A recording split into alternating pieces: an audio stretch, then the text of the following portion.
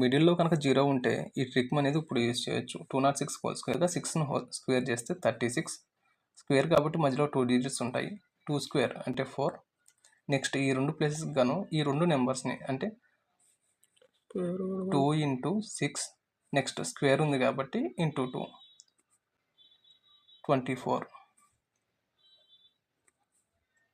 అలా ఇక్కడ 409 whole square ఒకసారి చూసినట్లయితే ఫస్ట్గా 9 స్క్వేర్ ఈవెన్ 2 డిజిట్స్ ఉంటాయి. 4 స్క్వేర్ అంటే 16. నెక్స్ట్ ఈ మిడిల్ నెంబర్ కోసం ఈ 2 నెంబర్స్ని ఇంటూ అంటే 4 ఇంటూ 9 అలానే స్క్వేర్ కాబట్టి ఇంటూ 2 36 ఇంటూ 7 72.